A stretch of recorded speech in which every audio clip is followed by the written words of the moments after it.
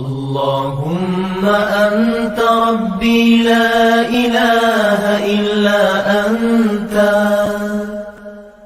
خلقتني وأنا عبدك وأنا على عهدك ووعدك ما استطعت أعوذ بك من شر ما صنعت أبوء لك بنعمتك علي وأبوء بذنبي فاغفر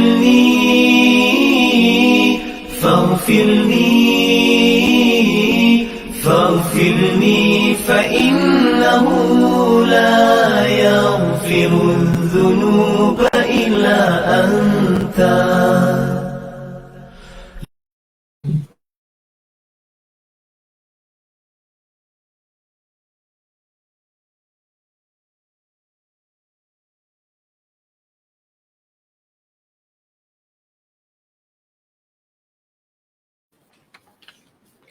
وما تلك بيمينك يا موسى قال هي عصاي أتوكأ عليها وأهش بها على غنمي ولي فيها مآرب أخرى قال ألقها يا موسى فألقاها فإذا هي حية تسعى قال خذها ولا تخف سنعيدها سيرتها الأولى واضمم يدك إلى جناحك تخرج بيضاء من غير سوء آية أخرى لنريك من آياتنا الكبرى اذهب إلى فرعون إنه طغى قال رب اشرح لي صدري ويسر لي أمري واحلل عقدة من لساني يفقه قولي واجعل لي وزيرا من أهلي هارون أخي أشدد به أزري وأشركه في أمري كي نسبحك كثيرا ونذكرك كثيرا إنك كنت بنا بصيرا صدق الله العظيم. Dan apa bendanya yang di tangan kananmu itu, wahai Musa? Nabi Musa menjawab, ini ialah tongkatku. Aku bertekan atasnya semasa berjalan. Dan aku memukul dengannya daun-daun kayu supaya gugur kepada kambing-kambingku. Dan ada lagi lain-lain keperluanku pada tongkat itu. Allah Ta'ala berfirman, campakkanlah tongkatmu itu, wahai Musa. Lalu ia mencampakkannya, maka tiba-tiba tongkatnya itu menjadi seekor ular yang bergerak menjalar. Allah berfirman, tangkaplah akan dia dan janganlah engkau takut. Kami akan mengembalikannya kepada keadaannya yang asal. Dan kepiklah tanganmu di celah lambungmu. Nescaya keluarlah ia putih bersinar-sinar dengan tidak ada cacat. Sebagai satu mukjizat yang lain. Berlaku yang demikian itu kerana kami hendak memperlihatkan kepadamu sebahagian dari tanda-tanda kekuasaan kami yang besar. Pergilah kepada Fir'aun. Sesungguhnya ia telah melampaui batas. Nabi Musa berdoa dengan berkata, wahai Tuhanku, lapangkanlah bagiku dadaku dan mudahkanlah bagiku tugasku dan lepaskanlah simpulan dari lidahku supaya mereka faham perkataanku dan jadikan bagiku seorang penyokong dari keluargaku, iaitu Harun saudaraku. Kuatkanlah dengan sokongannya pendirianku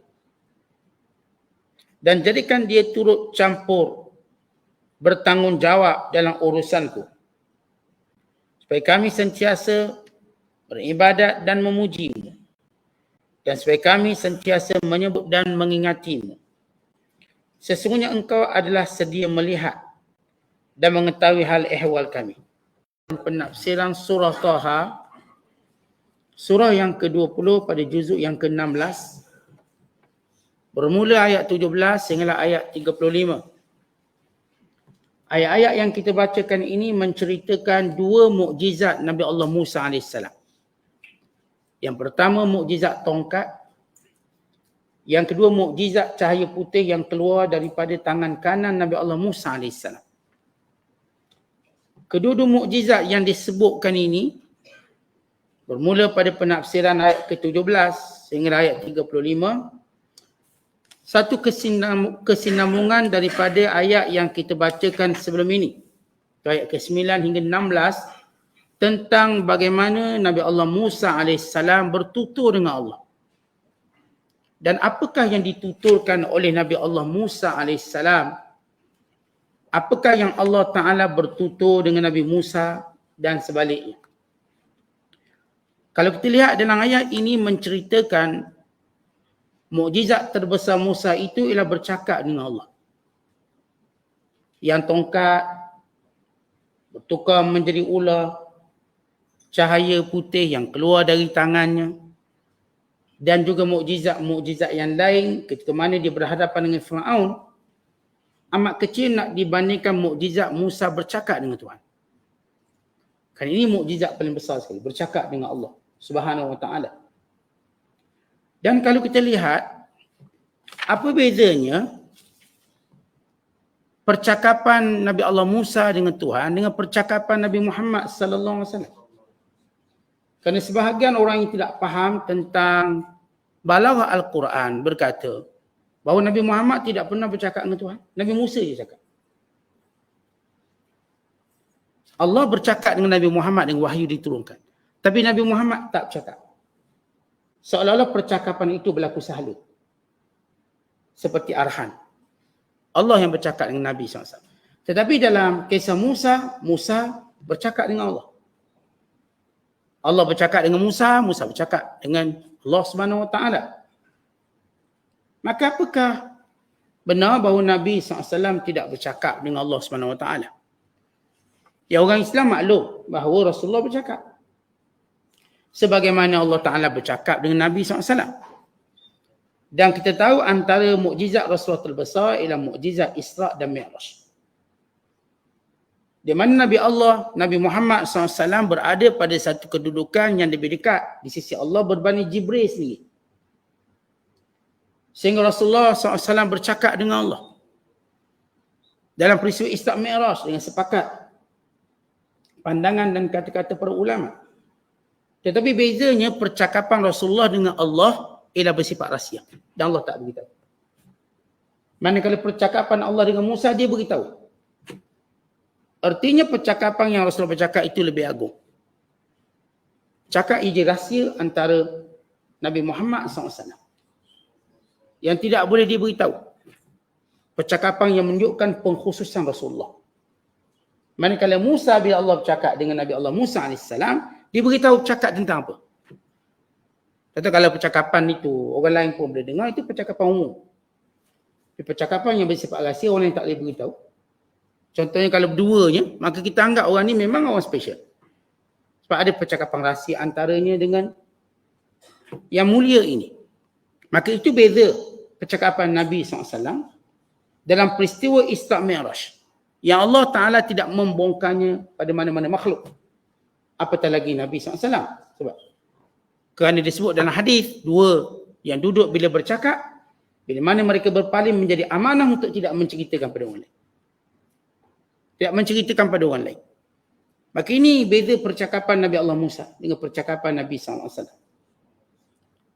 Secara umumnya sebenarnya semua para Nabi bercakap dengan Allah. Untuk melayakkan mereka menjadi pilihan Allah. Umpama kita sebutlah kalau latihkan duta, dia mesti jumpa yang di Tuan Agong. Dia mesti jumpa. Sebab dia jadi duta, membawa nama negara, maka dia mesti ada upacara penyerahan watika di sisi yang di Tuan Agong. Pergi. Dia bertemu. Maka para Rasul alaihissalatu wassalam, mereka berada pada kedudukan yang mulia. Apatah lagi Nabi SAW. Maka ini ayat yang kita bacakan pada malam ini bagi menceritakan mukjizat percakapan ini. Apakah dia kandungan percakapan yang dalam kandungan percakapan itu menceritakan dua mukjizat Nabi Allah Musa, iaitu tongkatnya daripada bersifat jamat yang tidak punya roh dan nyawa bertukar menjadi makhluk yang bernyawa menjadi ular. Dan bagaimana pula ular, makhluk bernyawa, bertukar menjadi tongkat kembali.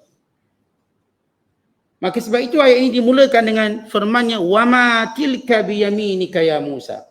Wahai Musa, di tangan kanan kamu apa? Nabi Allah Musa AS dia gembala kambing.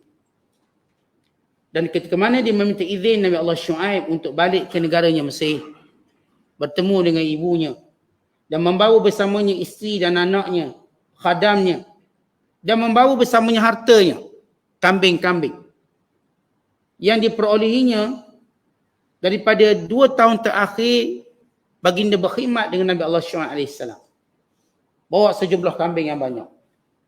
Maka Nabi Musa menggunakan tongkat sebagai satu alat bagi menjaga kambing-kambingnya dan sekaligus punya tujuan-tujuan yang lain. Kerana kita kalau berjalan, tempat tak ada orang, bila ada kayu kat tangan kita, tongkat berani sikit lah, ada senjata. Ada benda yang kita boleh pukul. Ada benda yang kita boleh pegang dan sebagainya. Maka Allah Ta'ala mulakan ayat ini, "Wa ma tilka biyaminika ya Musa." Wahai Musa, kamu pegang apa di kananmu? Soalan ini bukanlah soalan untuk tahu. Bahkan soalan ini untuk beritahu kepada Nabi Musa akan kegunaan ataupun kelebihan tongkat yang tidak diketahui oleh Musa. Wahai Musa, apa di tangan kananmu? Allah tahu kanan tu. Maka jawab Nabi Allah Musa, qala hiya asaya, tongkat saya. Asaya. Asa tongkat. Ya merujuk pada nama ganti nama saya, mutakallim. Asaya, kalau tongkat awak, asaka, tongkat awak. Asaya ni tongkat saya. Untuk menunjukkan Nabi Allah Musa melazimi tongkat tu. Dia bukan baru jumpa tepi jalan, bukan. Dia memang melaziminya. Pakai tongkat. Maka dia kata ini tongkatku. Atawakka'u 'alaiha. Di mana aku akan berpegang dengannya. Dia berjalan, berpaut dengannya. Biar jadi kuat. Orang sakit lutut ke, orang tak sakit lutut ke, bila pakai tongkat dia jadi lebih bertenaga. Kerana sebahagian beban itu dipegang oleh tongkat. Pegang oleh badan dia. Maka sebab itu Nabi Musa kata, atawakka'u. Tawakkuk maknanya aku bersandar, aku berpaut, aku berpegang dengannya. Dia mengurangkan bebanan perjalanan aku. Merehatkan perjalananku dan merehatkan bila mana aku berdiri. Kan diri penat, bila tongkat tak penat sangat. Kita berpegang dengan atawakka alaiha. Wa ahushu biha, dan aku memukul dengannya. Kalau bahasa kampus saya panggil pepoh dengan dia, pepoh. Pokok-pokok, ranting-ranting pokok, sebab kambing tak sampai nak makan daun-daunnya, maka aku pepoh daun tu biar jatuh. Aku pukul dahan-dahan ranting-ranting supaya dia patah jatuh. Dan dengannya kambing-kambingku dapat makan. Wa ahushu biha ala ghanami. Kemudian Musa AS, Allah tanya satu je. Tanam tu apa? Kalau Musa kata tongkat, selesai jawapan. Kenapa Musa jawab panjang sangat? Tongkat. Tongkat ni aku buat benda ni, aku buat benda ni, aku buat benda tu. Allah tak tanya, wahai Musa, tongkat tu buat apa? Allah cuba tanya, kanan kamu tu apa? Maka kalau secara objektifnya, tongkat. Tapi kenapa Nabi Musa jawab banyak? Kerana Nabi Musa seronok bertutur dengan Allah. Kita kalau seronok bertutur dengan orang, ditanya sepatah, kita jawab 1000 patah. Sebab seronok. Orang tanya dari mana? Saya sebenarnya dari Kedai, lepas ni nak ke sini, esok nak ke sini, seminggu kita cerita ni. Sebab yang tanya ni orang yang kita muliakan. Musa teruja bercakap dengan Allah. Maka dia mengambil kesempatan untuk menceritakan semua benda yang berkait dengannya. Sebab itu, daripada ayat ini ulama berkata, harus seorang bila ditanya dengan satu soalan, dia jawab banyak. Jawab banyak. Contoh orang tanya kita, anak berapa orang? Saya kata anak saya 6 orang, sulung dah habis SPM. Hak bongsu je 3. Saya lelaki 5, perempuan seorang. Semua duduk asrama belaka. Panjang jawapan. Yalah, saya suka jawab macam tu. Orang tanya anak berapa orang, ni kalau saya jawab 6 orang kan selesai. Tapi bagi menunjukkan saya suka dengan soalan tadi, saya seronok soalan tadi, saya jawab panjang. Kalau kita tak suka soalan tu, kita tak jawab. Kita tak akan jawab soalan tu. Orang tanya, tak nak jawab. Kita mungkin alih jawapan lain. Tapi kalau benda tu kita cuba panjangkan kerana kita seronok soalan tu. Kita suka. Wa imma seronok kita kerana orang bertanya. Atau kerana tajuk tu sendiri kita suka. Kita suka cerita benda yang kita nak cerita. Orang tengok tangan kita ada emas. Beli kat mana emas ni? Kita memang seronok nak suruh orang tanya. Tu kita angkat sikit tu. Memang nak suruh tanya. Saya sebenarnya. Panjang cerita dia. Ada promotion sebenarnya. Sebab dia seronok dia memang nak cerita pun.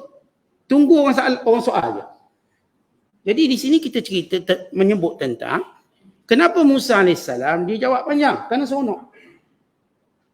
Dan di sini juga bukti bahawa ada orang kata, kita kalau tanya benda kita dah tahu buat apa, patut jangan tanya. Kita tengok isteri kita basuh pinggan kat dapur, buat apa kat dapur? Bini menjawab basuh kereta bang. Awak dah nampak mata macam tu, tanya lagi. Itu memang dia nak gaduh lah tu. Sebenarnya tanya tadi walaupun dah tahu, ia satu tanda dipanggil soal at-tawaddud. Soal kasih sayang. Nampak kita macam caring, nampak macam kita prihatin, nampak macam kita sayang, kita tanya. Ya kita pun tahu benda tu. Kita kan kalau nak gurau anak-anak kita, kita tanya anak-anak kita. Walau benda tu kita pun tahu. Bahkan kita lebih tahu pada anak kita. Ni siapa beli mainan ni? Abah lah beli. Saja tanya. Abah beli. Abah beli kat mana? Anak kita jawab, suka jawab. Kerana kita suka bercakap dengan dia, bukan nak tahu jawapan dia. Ayah beli kat sini, kat sini. Walau ayah dia beli. Ayah dia tanya, ayah dia beli. Ayah dia tahu semua benda tu. Sebab tu tak patut kalau kita nak gaduh memang kita cakap macam tu. Mata buta ke? Tak nampak saya buat apa? Itu memang dia nak gaduh. Tapi kalau dia memang tak nak gaduh, soal yang sama, dia okey jawab. Dia boleh jawab. Sebab tu kita nak tahu orang tu okey tak okey kita, tanya soalan yang memang kita dah tahu. Kalau dia masih jawab, buktinya dia tak ada masalah dengan kita. Kalau dia tak nak jawab, dia ada masalah dengan kita. So kalau tuan-tuan tengok, kawan tengah basuh kereta tanya, buat apa tu, dia pun diam, dia ada masalah. Atau dia jawab lain, tengah basuh kapal terbang. Dia ada masalah kita. Jangan tanya lagi. Baik angkat punggung lagi. Kita tak akan tenang duduk dengan dia lagi. Sebab jawapannya sudah menunjukkan dia tak berminat bercakap dengan kita. Tapi kalau cerita panjang lebar, dia seronok. Cakap lagi dengan dia. Lepas itu dipanggil petunjuk, isyarat.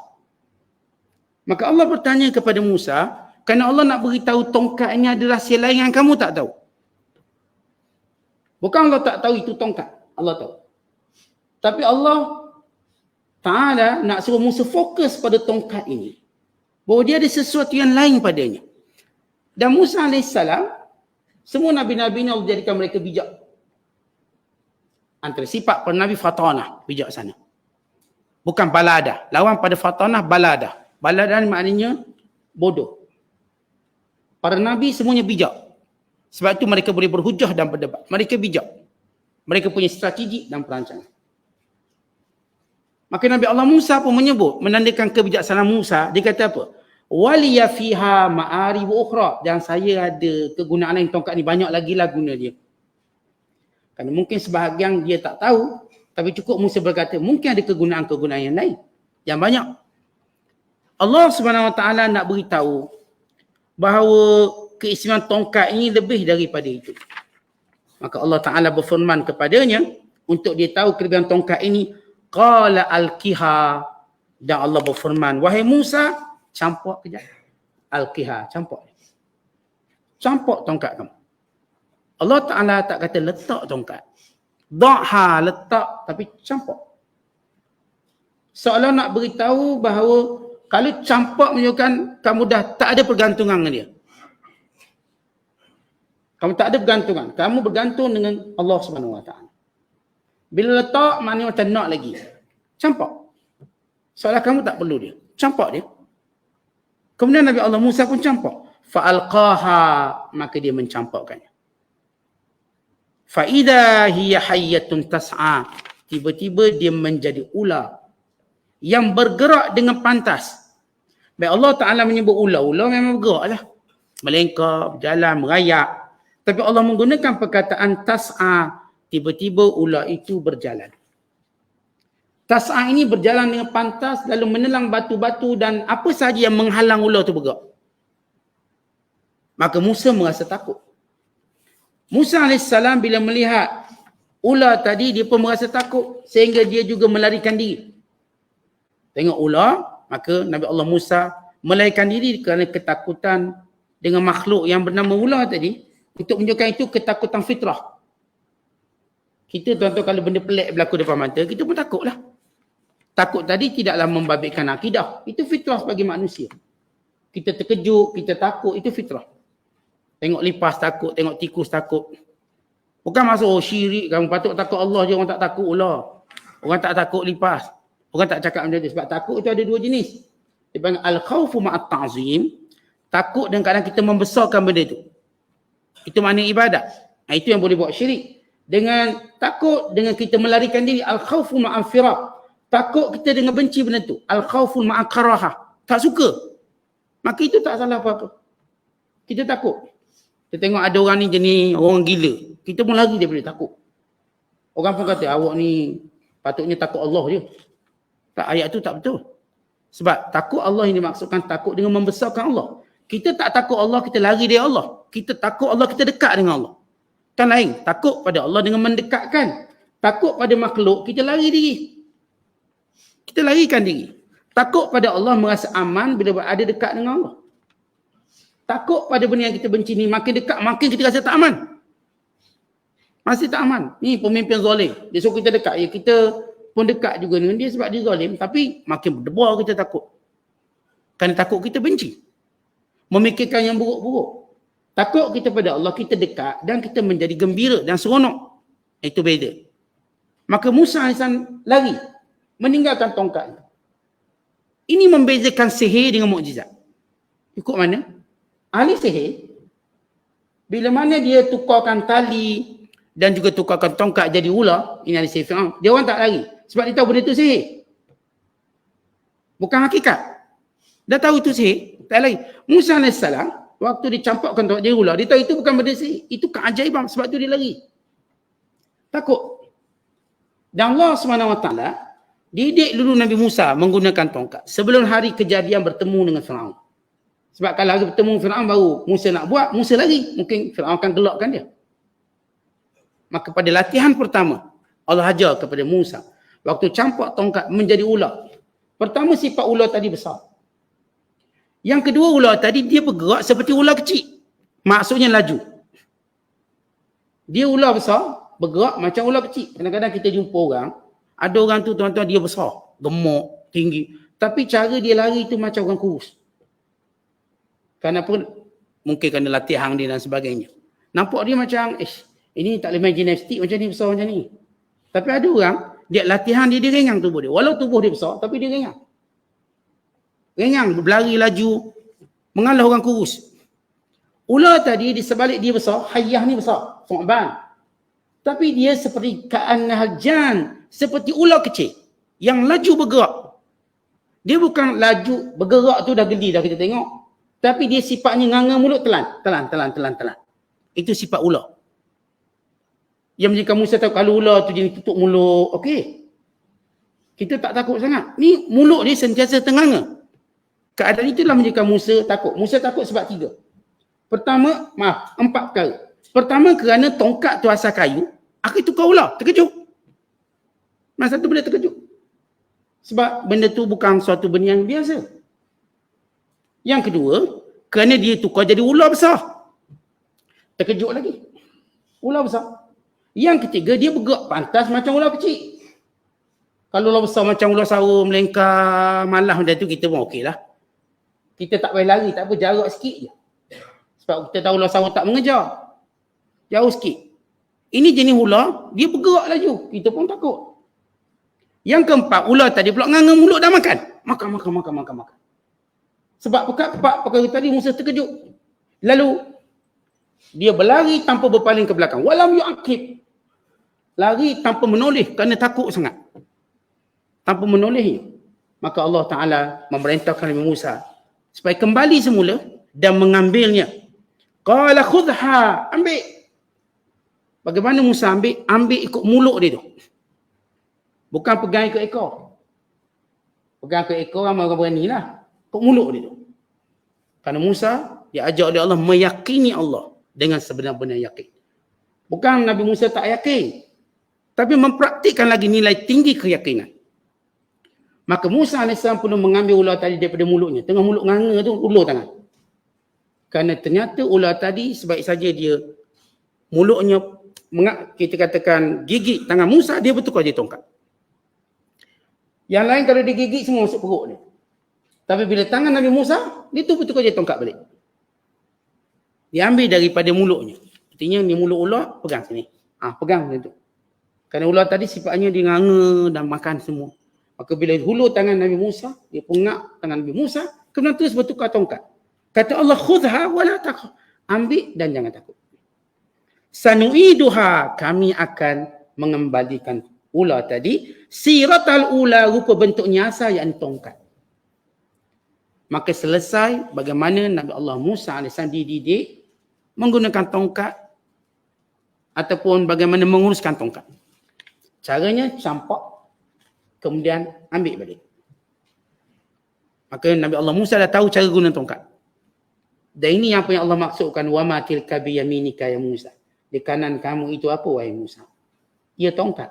Dia cuba campak. Betul ke dia tongkat? Dia ular. Musa melihat pada zahir kayu ni tongkat. Tapi Allah nak beritahu itu zahir kamu lihat. Tapi kami boleh menukarkannya pada bentuk yang lain. Zahir. Sebab itu tuan-tuan sekalian, ayat ini menceritakan tentang kekuasaan Allah. Suatu yang kita tengok zahir tidak semestinya dia sebagaimana zahir yang kita lihat. Dia mungkin berubah. Cukup kita sebagai contoh. Tuan-tuan tengok anak tuan-tuan waktu kecil tu. Tuan-tuan nampak apa? Tuan-tuan tak nampak pun dia akan jadi apa suatu hari nanti. Tak nampak. Jadi apa budak ni? Seorang manja. Yang seorang ni suka gaduh adik-beradik. Yang ni suka ngusik. Yang seorang sekian. Nampak tak dia akan jadi apa suatu hari nanti? Tak ada ayah nampak. Tak ada ibu pun yang nampak. Kita pun tengok. Dia pun masuk sekolah. Kita pun tak tahu dia bijak sangat kat sekolah. Kita tak tahu. Kita pun tak tahu dia ada leadership, kepimpinan kat sekolah. Sebab kita tak nampak dia. Zahirnya kita nampak cuma anak kita. Lama-kelamaan dia berubah daripada zahir yang kita lihat pada sesuatu yang kita tak sangka. Rupanya jadi pemimpin negara. Rupanya jadi sekian. Yang kita tak pernah sangka. Bahkan kadang-kadang kebanyakan mak ayah, dia tak tahu bakat anak-anaknya melainkan orang lain dulu tahu. Sebab mak ayah ni perangai dia kan dia payah percayakan anak-anak. Payah. Dia suruh jadi imam dia tak nak. Tak boleh. Anak saya kau jadi imam, saya pun tak kosong solat. Dia. Tapi kat luar dia jadi imam masjid, surau. Mungkin masyarakat. Kat rumah dia nampak anak dia macam kita biasa, dia kuat tidur. Kuat tidur anak saya. Dia tak tahu anak dia kat mana, kat lain-lain tempat, dia gerak orang tidur. Zahirnya kita tak nampak. Kita melihat zahir, yang hakikat kita tak nampak. Maka Allah bila cerita tongkat, itu zahir. Kita melihat kubur, zahir kubur. Gali lubang kecil, sempit. Kita tak tahu hakikat bagaimana dilapangkan, diluaskan dengan cahaya. Bagi kubur orang beriman. Sebagaimana kisah tongkat Musa. Sebab tu kalau orang nak letak CCTV dalam kubur, nak tengok orang kena azab atau tidak, kamu cuma melihat zahir, kekal zahir. Kalau Allah yang berkuasa mengubah tongkat yang beku tadi, bertukar hidup, apatah lagi kubur. Yang memang menjadi tempat ujian setiap manusia. Fitnah pada setiap manusia. Maka di sini Allah nak beritahu kekuasaan Allah yang mutlak. Yang boleh mengubah mengikut apa yang Allah kehendaki. Tongkat yang saya katakan kayu tadi, tak ada nyawa, tak ada apa, tukar jadi ular. Dan ular tadi kembali menjadi tongkat. Dan ini mukjizat pertama. Kemudian Allah Ta'ala menyebut pada ayat yang berikutnya, wadmum yadaka ila janahika, masukkan tangan kamu dalam celah baju kamu. Wadmum yadaka, perkataan udmum, ambil tangan masuk dalam belahan baju. Baju Nabi Musa ni ada belahan dia. Dia panggil qamis, masuk. Dan letakkan di bawah ketiakmu. Tahta ibir. Janahaka. Perkataan janah ni sayap. Sayap kepok ni kan kat ketiak. Orang bodybuilder kan nampak ada kepok. Tapi kepok dia tak terbang lah. Dia ada kepok. Biasa main besi ni kepok dia. Ini panggil janah. Seolah-olah kita akan menggunakan kekuatan ini untuk bertahan diri kita. Maka kata Allah, wahai Musa, tangan kamu masuk sehingga ke bawah kepak kamu. Yang di bawah ketiak. Ketiak atas sikit, dekat kepak. Bukan bawah betul-betul ketiak. Ni kepak ataupun ketiak ni atas sini dekat kepak. Letak di sini. Kemudian keluarkan kata Allah. Takhruj bayda, keluar cahaya putih. Min ghairi su, bukan cahaya kerana tangan kamu kena sopak. Kalau orang kena penyakit albino, atau albino yang putih belaka tu, albino. Atau orang kena sopak, tangan dia putih. Ini Allah sebut, bukan bila Musa AS mencelup tangannya dalam belahan bajunya sehingga bawah ketiaknya. Bukan tangan dia putih kerana sopak, tapi kerana cahaya, terang, nampak. Apa hikmah? Ditunjukkan cahaya untuk memberitahu bahawa Musa AS bertemu dengan Tuhan. Alamatnya. Dan Musa tunjuk cahaya itu di hadapan Fir'aun. Dia punya cahaya. Ya, kalau zahir, kalau secara batin menyebut Musa petunjuk atau cahaya kepada kegelapan. Maka cahaya itu lebih bersifat metafora atau lebih bersifat simbolik. Dia cahaya saya yang beri petunjuk pada saya, tapi tak nampak cahayanya kerana fungsinya. Maka Musa AS nak beritahu, aku ni memang petunjuk ke arah cahaya Allah. Bahkan ini cahaya yang Allah beri pada aku. Ini cahaya yang berada di tanganku, yang akan menunjuk pada jalan yang benar. Kemudian kata Allah, linuriyaka, untuk kami tunjukkan padamu wahai Musa, min ayatinal kubra, tanda-tanda ayat-ayat kami yang besar, yang agung, mukjizat yang agung. Kalau kita fokus pada tongkat, kita fokus pada cahaya putih, sehingga kita lupa melihat pertuturan Allah pada Musa. Itu sebenarnya mukjizat, ayat Allah yang besar, yang menjadikan Musa AS begitu teruja dengan pelantikannya sebagai Rasul. Kan di situ dilantik jadi Rasul. Dan dijadikan Rasul dan diberikan terus mukjizat. Setengah para Nabi dan Rasul, mereka tidak diberikan dengan mukjizat zahir selepas menjadi Rasul. Setengah mereka. Ada para Nabi yang mereka diberi mukjizat secara zahir terus bagaimana Musa. Dilantik Rasul, terus diberi mukjizat zahir, tongkat tukar jadi ular, tangan bertukar, tangan mengeluarkan cahaya. Kenapa? Kerana Musa akan terus langsung berlawan dengan Firaun. Langsung berlawan. Dia bukan satu tempoh untuk berdakwah pada Bani Israel. Kerana isunya bukan dia berdakwah kepada Bani Israel. Isu yang perlu dilakukan oleh Musa ialah meminta Firaun menghentikan kezaliman pada Bani Israel. Dan membiarkan Bani Israel keluar daripada Mesir. Keluar daripada Mesir. Biarkan mereka pulang ke tempat mereka. Kerana mereka telah jadikan hamba abdi beratus tahun lamanya. Maka kerana itu Musa AS perlukan mukjizat material ataupun kita sebut sebagai hissiyah. Sebab mukjizat terbagi pada dua. Kita sebut maknawiyah dan hissiyah. Hissiyah, sesuatu yang dilihat oleh mata, dapat didengar oleh telinga dengan jelas, dengan terang. Untuk berlawan dengan Firaun. Kemudian kata Allah Ta'ala berfirman, idhab ila Fir'aun. Wahai Musa, sekarang pergilah kamu kepada Fir'aun. Innahu tagha, kerana Fir'aun amatlah melampau. Yakni pergilah kamu kepada Fir'aun sebagai seorang Rasul. Kerana kamu Rasul aku. Perkataan idhab tadi menunjukkan bahawa Musa automatik Rasul. Sebab dia telah membawa risalah Tuhan. Kerana Rasul menyampaikan. Nabi untuk diri dia. Rasul bagi menyampaikan. Idhab, pergi, maknanya jalankan tugas sebagai Rasul. Ini tugas pertama Musa. Ialah bertemu Firaun. Tugas utama Musa bukan bertemu Bani Israel. Bukan bertemu dengan mak dia. Walaupun tujuan dia balik nak jumpa mak dia. Maka Allah Ta'ala beritahu tujuan yang lebih besar pada itu, jumpa Firaun. Kan jumpa mak kan bagus. Tak, Allah suruh jumpa Firaun. Kan ini isu besar. Ini kejahatan sebenar. Bila Allah menyatakan, innahu tagha, dia amat melampau. Kekufurannya melampau. Kesombongannya melampau. Sehingga dia mendakwa menjadi Tuhan. Tahu orang kafir semua melampau. Tapi tidaklah melampau tadi, tidak sepelampau Fir'aun. Fir'aun lebih melampau sebab kekufuran Fir'aun mengajak orang menyembah dia. Kekufuran setengah orang, dia tak ajak orang sembah dia. Dan dia tak ajak orang kufur jadi macam dia. Dia kufur seorang-seorang dia. Maka kufur tadi taklah melampau macam Firaun. Dia sebut kufurnya melampau. Firaun kufurnya melampau kerana pertama dia kufur. Yang kedua dia menyuruh orang kufur macam dia. Yang ketiga dia suruh orang sembah dia. Dan dia mendakwa dia Tuhan. Sebab itu disebut melampau. Kemudian kata Allah Ta'ala, bila Musa diperintahkan, Nabi Allah Musa memohon kepada Allah Subhanahu Wa Ta'ala. Dia kata, ya Allah, kalaulah aku diperintahkan dengan perintah yang mulia ini, maka Nabi Allah Musa AS memohon kepada Allah Subhanahu Wa Ta'ala dengan 8 permohonan. Nabi Musa minta 8 permohonan. Maka Allah sebut satu persatu permohonannya. Permohonan pertama Nabi Musa, sebab nak jumpa Firaun ni, yang pertama, dia dah ada tongkat, dia pun dah ada cahaya putih. Bukan itu cukup untuk melawan Firaun. Sudah cukup. Allah dah beri benda dah cukup. Tapi Nabi Allah Musa AS memohon kepada Allah 8 perkara lagi. Yang pertama kata Nabi Allah Musa, qala, kata Musa, Rabbi syrahli sadri. Ya Allah, kau lapangkan dadaku. Sebab tugas ni berat, rasa sempit dada ni. Tuan-tuan kita kalau dapat satu kerja berat, dada kita rasa macam mana? Rasa sempit lah. Kerja ni kerja berat, jumpa Firaun.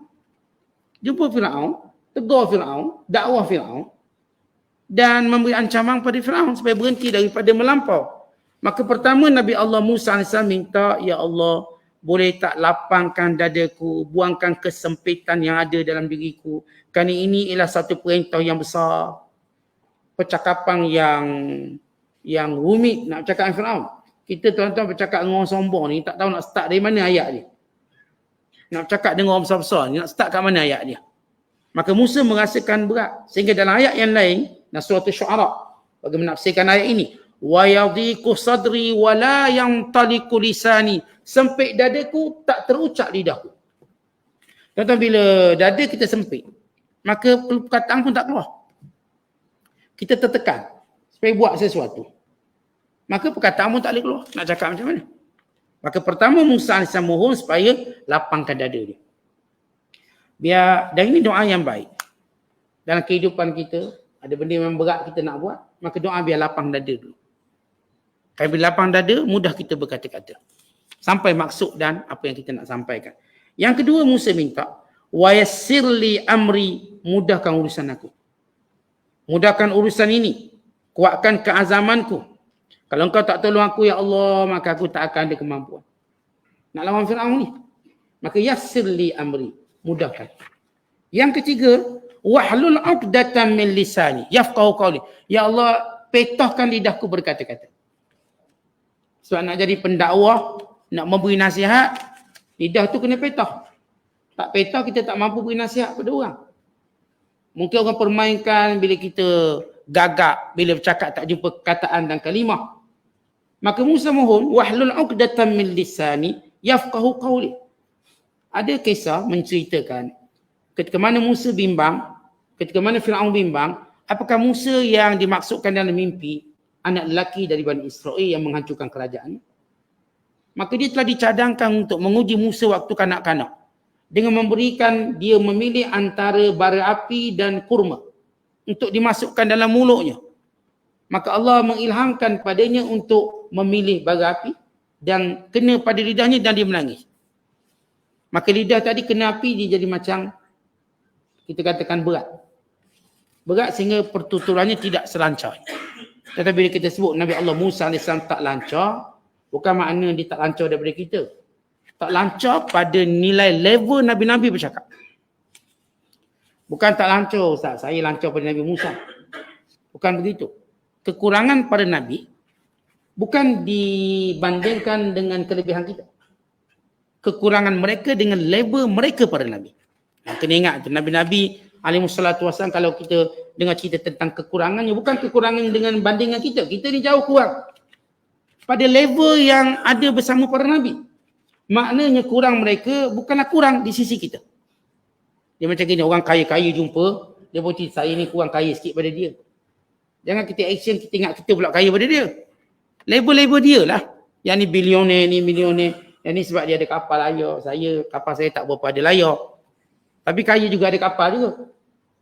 Maka kita jangan pula masuk campur, ingat kita dalam ranking atau kemuliaan tadi, kita tak ada kaitan.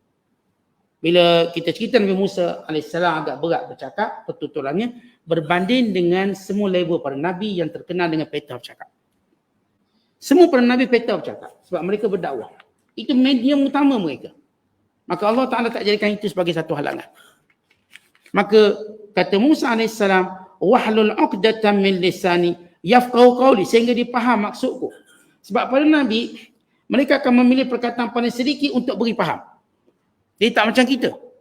Kita tuan-tuan pilih perkataan sampai 3-4 kali round bawa, orang tak faham lagi. Sebab tu kita mungkin ceramah sejam 2 jam, orang faham 5 minit je. Tu je faham. Yang lain tak faham, tidur, ada termenung sana, tak faham. Para Nabi SAW, mereka boleh bercakap, mereka memilih kalimah yang sedikit, tapi kepahaman yang tinggi.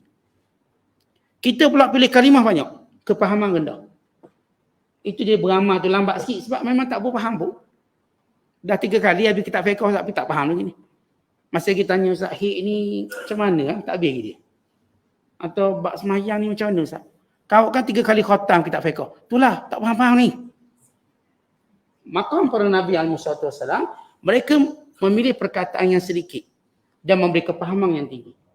Makam kita orang macam kita, kalimah punya banyak, fahamnya sikit. Kalau amal, lagi sikit. Sebab itu para Nabi dia tak boleh cakap banyak-banyak ngumak dia. Rasulullah SAW dalam khutbah Jumaat, pendek je khutbah Jumaat. Kalau tuan-tuan tengok khutbah-khutbah Nabi SAW, ada kitab tentang himpunan khutbah-khutbah Nabi, pendek je. Tak sampai 15 minit pun. Tapi beri kepahaman sehingga mengubah masyarakat. Mengubah akhlak mereka yang buruk jadi baik.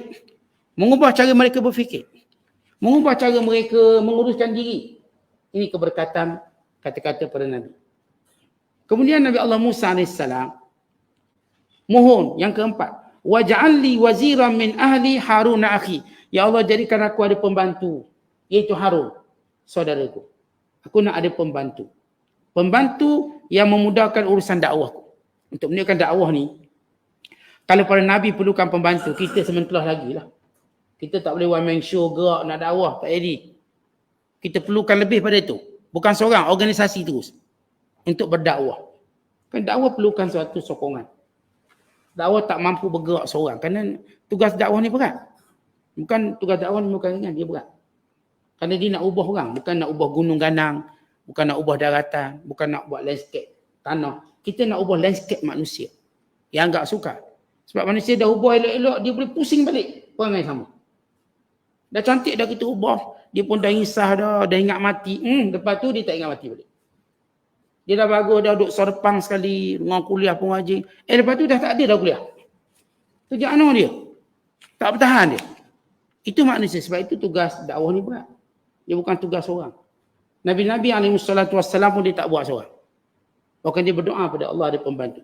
Kemudian yang kelima dan keenam yang dimohon oleh Musa. Usdud bihi azri. Dia menguatkan, memberi sokongan kepadaku. Jadi aku jadi kuat untuk menguatkan kebenaran sebab dia sokong. Umpama orang main bola, dia penonton. Jadi semangat kuat. Dia jadi bersemangat.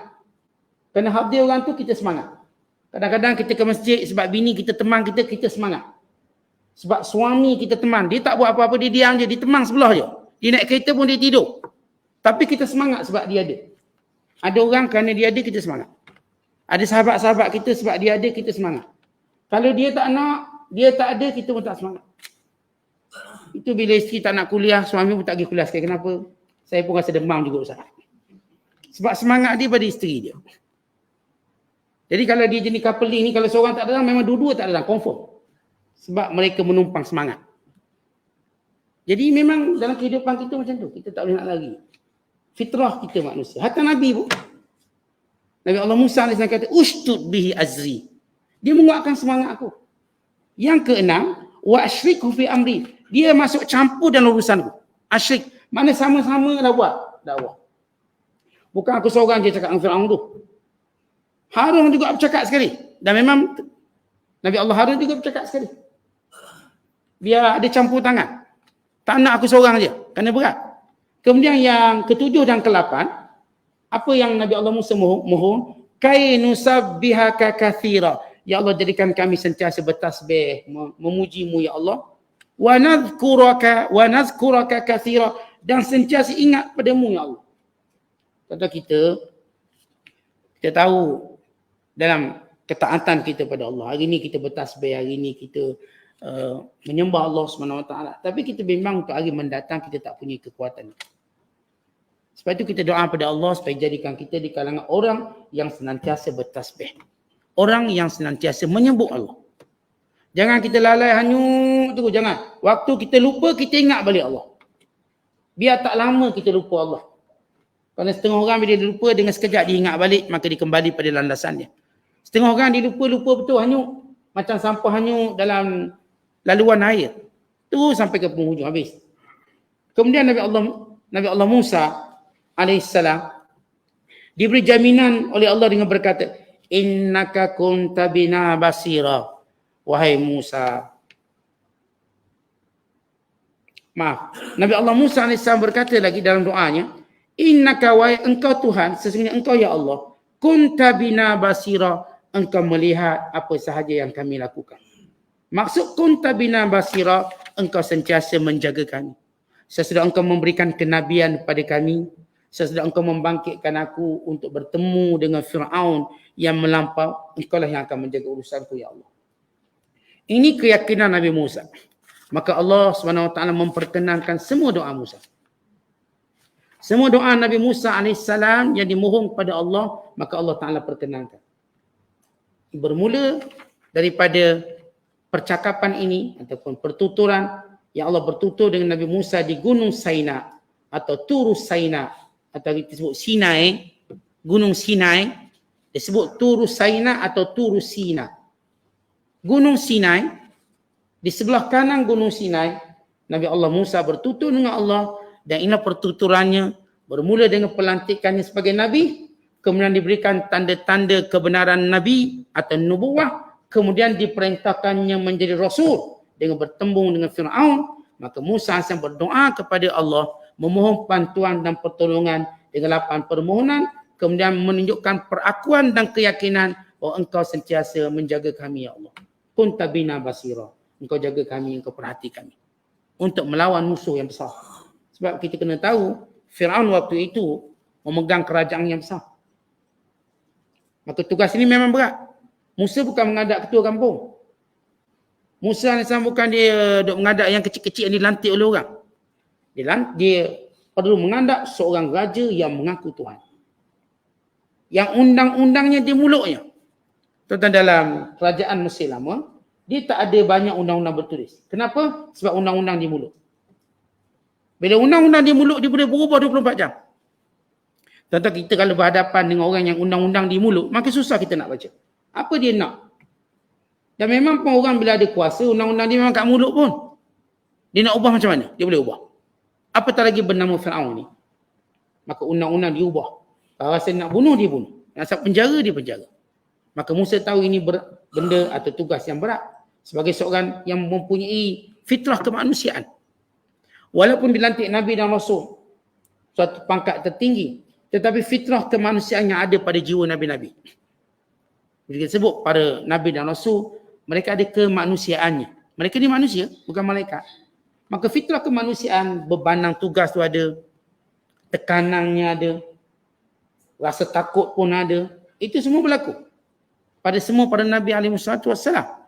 Karena itu mereka terus mengajar kepada kita bagaimana mengatasi segala kekurangan ini. Dengan berdoa pada Allah, dengan bergantung pada Allah, bermunajat kepada Allah SWT, dan meyakini Allah akan memberi bantuan dan pertolongan. Maka ini kisah Nabi Allah Musa dengan perbicaraan di sisi Gunung Turus Saina dan 2 mukjizat, mukaddimah 2 mukjizat yang selepas ini akan disebut lagi tentang mukjizat-mukjizat yang lain dan nikmat-nikmat yang lain. Wallahu bissawab. Assalamualaikum.